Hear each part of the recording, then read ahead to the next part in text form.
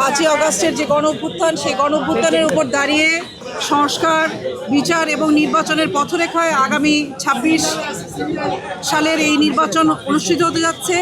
আমরা আশা করি এখানে সকল বাংলাদেশের যে নাগরিক তারা যাতে বৈষম্যমূলকভাবে একটা নতুন বাংলাদেশ পায় এবং জাতি, ধর্ম, বর্ণ নির্বিশেষে সকলে যাতে নাগরিকের মর্যাদা পায়, সেই জন্য আমরা নির্বাচন করতে যাচ্ছি। এবং আমি আশা করি যে ঢাকা 12তেও যাতে সকল নাগরিক একটা বৈষম্যমূলক বাংলাদেশের নাগরিক হিসাবে এবং এখানে গণঅভ্যুত্থান পরবর্তী যে বিচার, হত্যাকাণ্ডের যে দাবি ছিল সেই দাবিগুলো যাতে পূরণ হয় এবং যারা আগামীতে সংসদে যাবে তারা যেন জনগণের জন্য সেই আইন প্রণয়ন করতে পারে, যে আইন বৈষম্যহীন রাষ্ট্র তৈরি করতে পারে এবং একই সাথে একটা নতুন বাংলাদেশ তৈরি করতে পারে। একই সাথে আমাদের যে জুলাই ঘোষণা, সেই জুলাই সনদ যাতে বাস্তবায়িত হয় এবং জুলাই সনদে যে হ্যাঁ ভোট, গণভোটের যাতে জনগণ সম্মতি দেয়, সেটার জন্য আমরা কাজ করব।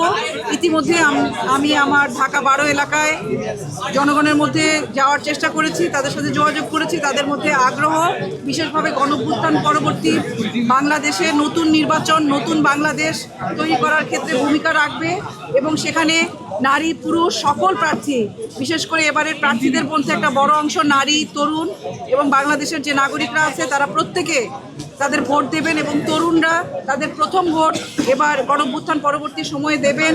নারীরা দেবেন।